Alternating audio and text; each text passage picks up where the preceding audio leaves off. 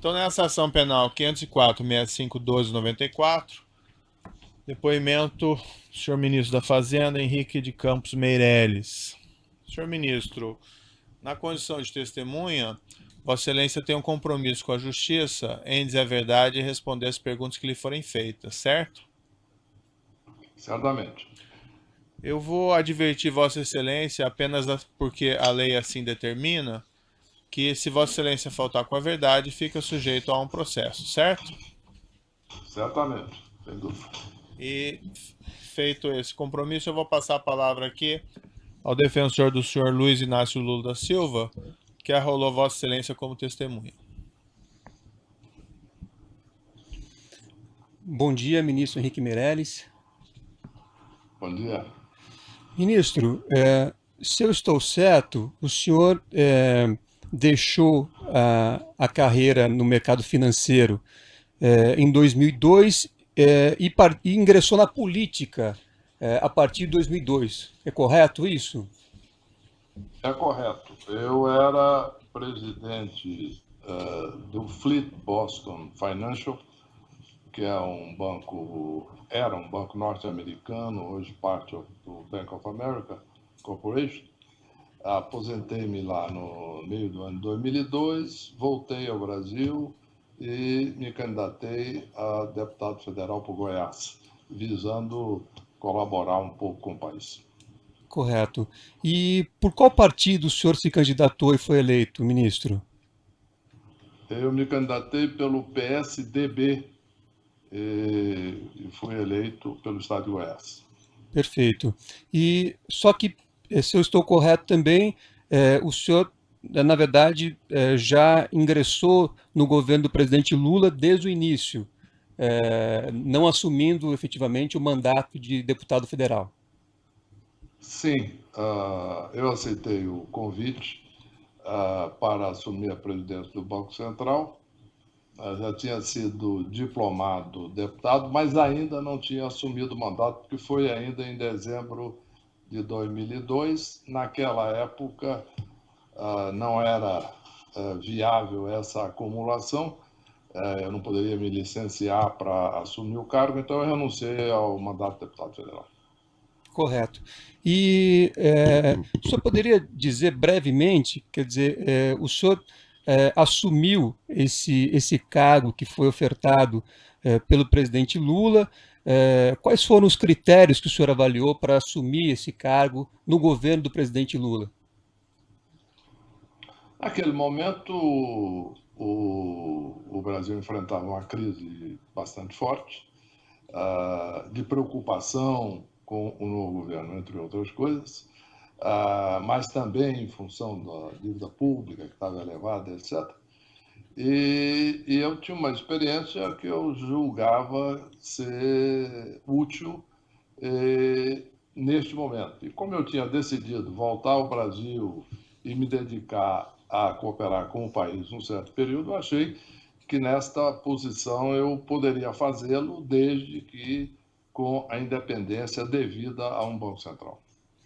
E o senhor teve essa independência garantida pelo ex-presidente Lula? Sim, quando o ex-presidente me convidou para o Banco Central, ele me perguntou se era possível enfrentar a crise e quais seriam as condições para eu aceitar.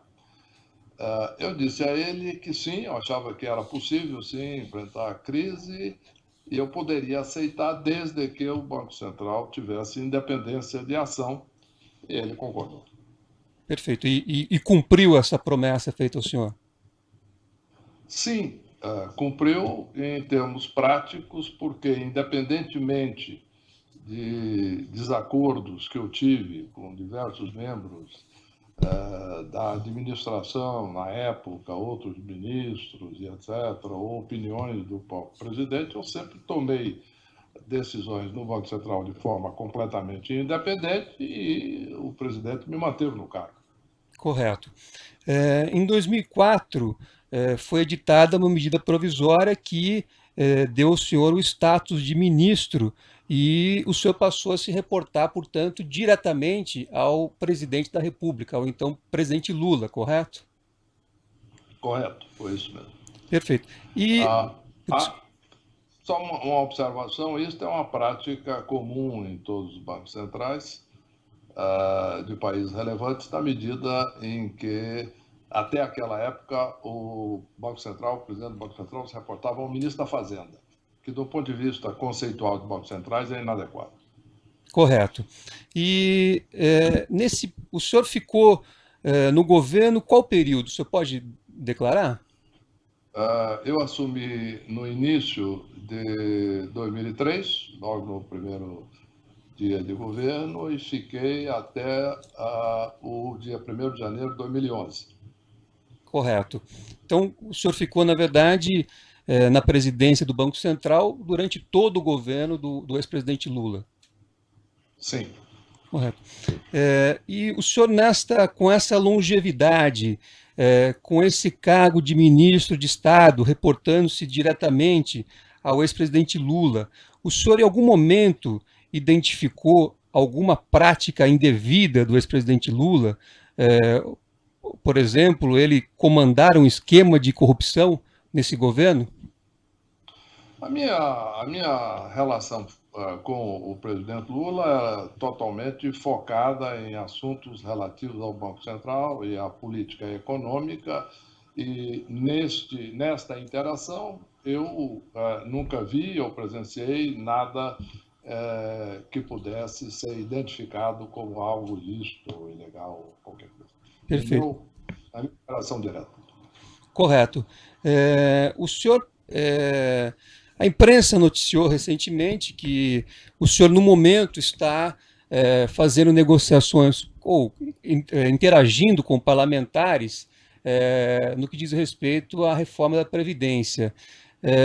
Durante o governo Lula, o senhor também teve, em algumas oportunidades, ao menos, em que o senhor interagiu com parlamentares, buscando defender interesses do governo?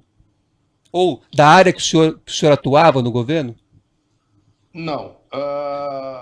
O cargo de ministro da Fazenda é um cargo que tem, por definição, inter-relação direta, na medida em que, inclusive, estamos propondo diversas emendas constitucionais, etc., que envolvem diretamente a negociação com o parlamento. No caso do Banco Central, isso ficava restrito a situações específicas, por exemplo, depoimentos na Comissão de Assuntos Econômicos do Senado ou prestação de contas do Banco Central ao Congresso, etc., que ocorrem regularmente, segundo os termos definidos pela legislação. O Banco Central não se envolveu em políticas gerais de governo ou inter-relações com parlamentares, sobre outros assuntos não relacionados diretamente às funções do Banco Central. Correto. Mas mesmo nesse contato que o senhor teve com parlamentares, objetivando cumprir, enfim, funções ali inerentes ao Banco Central, o senhor tomou conhecimento de algum dado concreto que pudesse indicar que o governo do presidente Lula teria promovido a compra de apoio parlamentar, objetivando expandir a sua base parlamentar de apoio?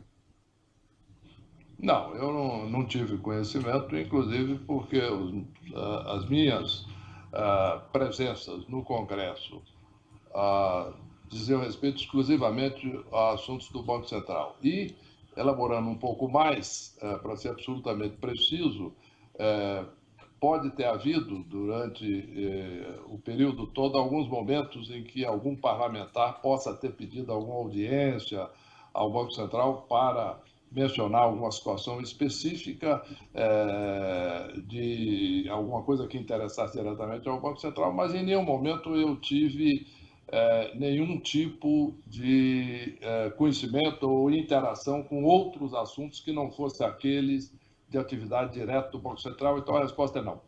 Correto.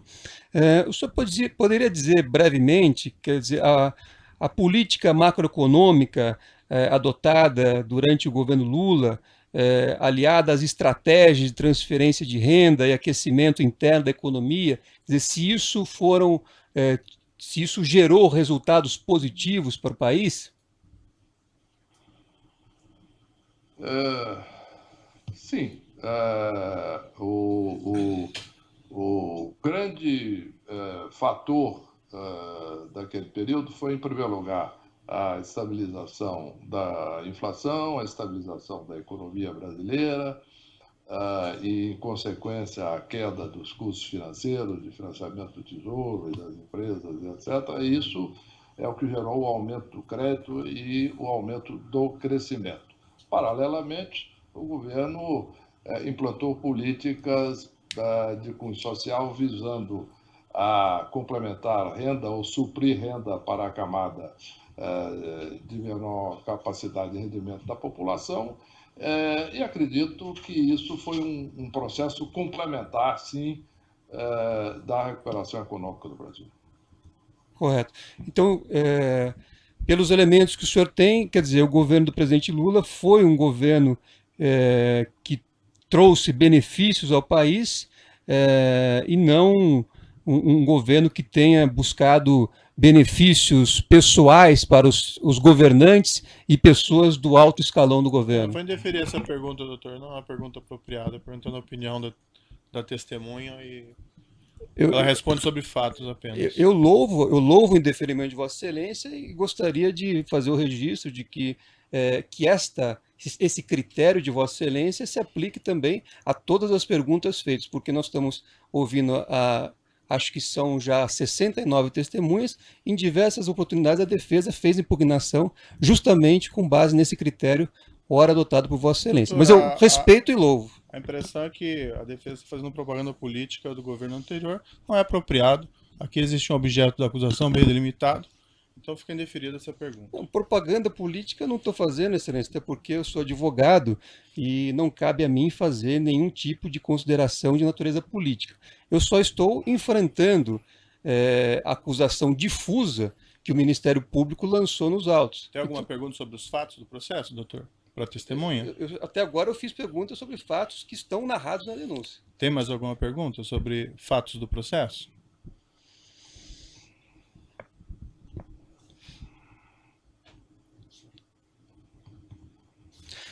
Ministro, apenas para finalizar, o senhor teve conhecimento de algum elemento concreto que pudesse indicar a presença de uma estrutura criminosa de poder durante o governo do presidente Lula, que tivesse o presidente Lula como comandante dessa estrutura criminosa? Eu não tive acesso a nenhum tipo de informação sobre isso, inclusive porque não era o papel do Banco Central. Correto. Eu agradeço Vossa Excelência pela disponibilidade e por colaborar com a Justiça. Não tem mais perguntas. Outros defensores têm indagações? O Ministério Público tem alguma indagação? O assento de acusação tem alguma indagação? Senhor Ministro, eu agradeço mais uma vez a disposição de Vossa Excelência para responder essas questões. Sei que, mais uma vez, digo que sei que o tempo de Vossa Excelência é muito valioso, mas o juízo também não tem perguntas a Vossa Excelência. Teria perguntas sobre economia, mas não é o momento apropriado, está fora do objeto do processo. Deixamos para uma outra oportunidade, eventualmente. Muito obrigado pela disponibilidade de Vossa Excelência. Obrigado, doutor Moro. Prazer falar consigo. Prazer.